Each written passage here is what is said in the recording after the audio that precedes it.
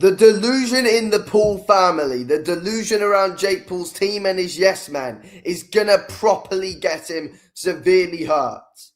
Even worse than the broken jaw against Anthony Joshua that we saw on Friday night. Even worse than that. The glazing, the delusion that is around Jake Paul and everything that we saw on the Impulsive podcast with Logan Paul the day after the Anthony Joshua fight. We're going to get into this right now, and the glazing, the delusion is absolutely shocking and honestly worrying around Jake Paul. Honestly worrying. Let's get right into it now then. Jake, how are you able to sit down when your nuts are the size of basketballs? Okay, so that comment right there basically tells us about how this whole interview is going to go. Thank you, Mike Majestic, whatever his surname is. But that basically tells you everything that you need to know and the glazing around him right now. And that these guys are going to keep on and keep on and keep on going. So, it's just, again, he's got enough money now. He's got enough money. His health is what needs to be focused on here. And I don't think that is going to be what happens in the future. The jaw will recover. And eventually, if he goes in with another big guy, which we'll get to, he's going to get a proper hiding once again. Because let's be real, Joshua held back in the fight against Jake Paul. And look at what he was able to do. Yeah, look, the final shot was a big shot. But it was the only real proper, possibly 100% shot that Joshua landed all fight. Other than that, he was holding back on Jake Paul because we know what would happen if he didn't. Anyway, let's get to the next comment from Logan Paul. The glazing, here we go. I mean, anyone who questioned whether or not you had a chin, I think the answer to that question was proven last night. Bro, you can take a shot. Anthony Joshua hits you with probably his hardest shot that we've seen drop every other single fighter that he's fought. Okay. Again, it was a big shot from Joshua, but we've seen way bigger shots than that he's landed in his bloody career. Way bigger shots than that. Again, big shot that broke Jake Paul's jaw. The uppercut against Klitschko. The bombs that he was landing on Alexander Povetkin, left, right, and bloody center. The shots against Francis Ngannou, most recent. These are just a few. These are just a few. Again, big shot. Fair play to Jake Paul. He didn't get knocked fully spark out by it.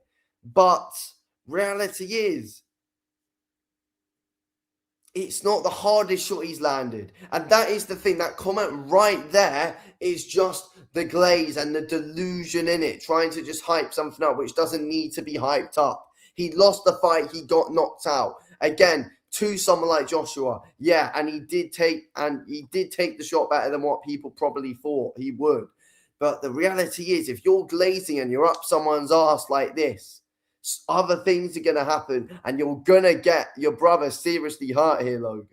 Yeah. And he hit you in the face, and not only did you not get knocked out, you dropped and said, wow. I was like, wow, that was nice. I was on the ground. I was like, that was a good shot. Dude. Did he surprise you with his power? No, to be honest, no. But, I mean. And again, look, comments like that as well. They're laughing about it, they're laughing about it that, oh, yeah, he just got up and said, wow. Reality is, he got knocked out. He lost the fight. And people need to be honest with him here, because you've got his promoter, Nikisa, saying, oh, it wasn't the skill that beat Jake Paul, it was just the size.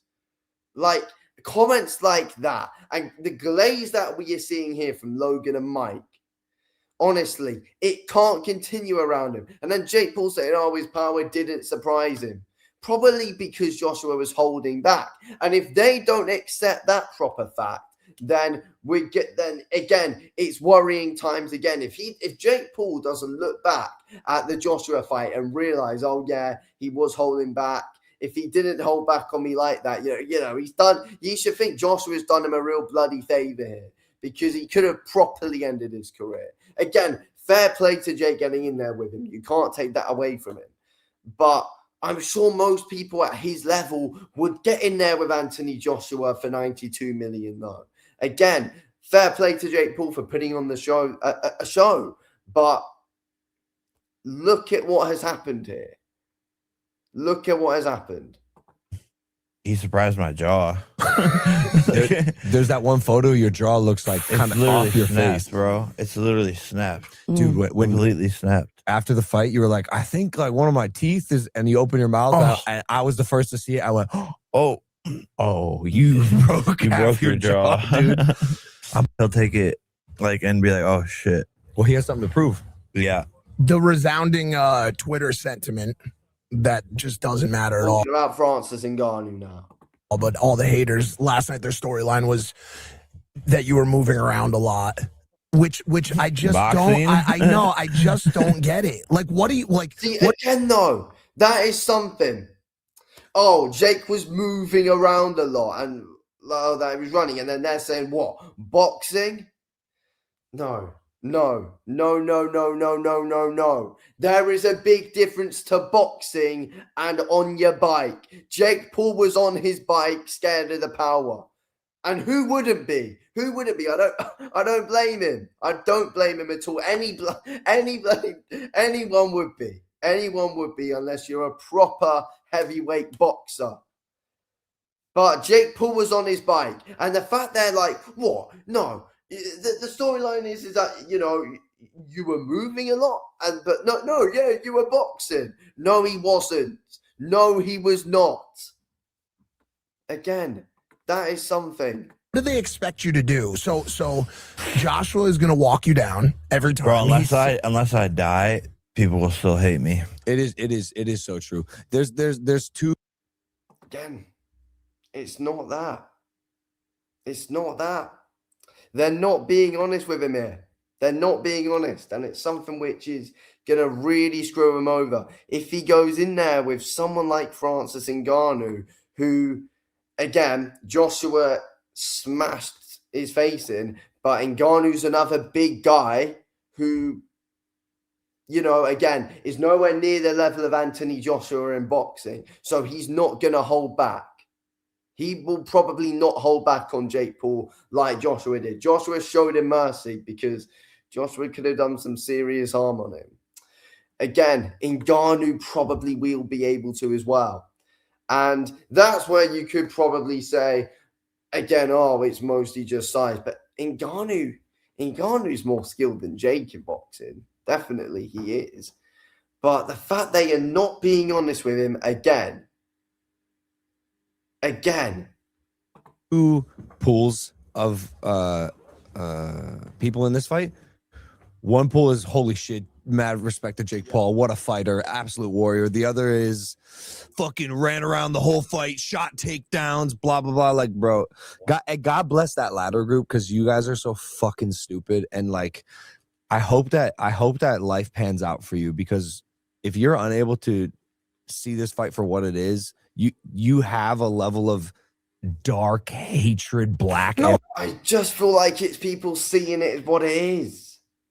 If people are giving Jake Paul his props and respect because he got in there with Anthony Joshua, but the fact that Logan Paul is sat there saying, "Oh, people don't see this fight for what it is," you are living in a dream world, an absolute fantasy world. He has no idea what he watched. He has no idea what he's talking about, unless he does. But this is the guy talking about hatred. This is the guy who was there, stood in Anthony Joshua's corner, yelling absolute nonsense at him. And he's there talking about people hating. Everything he was saying to Joshua. Same thing happened in the Tommy Fury fight as well. Logan Paul can't be talking about any of that whatsoever. And he has no idea what he is watching. People don't see the fight for what it is. We see the fight for what it is. Anthony Joshua wanted to go in there and, you know, get so much money like anyone would found the fight with Jake Paul, who he was levels above, went in there, had Jake Paul running away from him because he was the much bigger, much skilled guy, a much more powerful guy. That is what the fight was. It was a gimmick fight. That is what it was. And Joshua knows it as well. That's why there was so much talk about Tyson Fury the whole week. So, yeah, honestly, Logan Paul living in a delusional fantasy world now, and they're going to get Jake Paul seriously hurt. You know, he's trying to act here like he cares about Jake Paul. He does not at all. He just wants to bring in the money. He doesn't care about his health one bit. So he can be saying all this, but the reality is he is the real bad guy in this situation. That is the thing.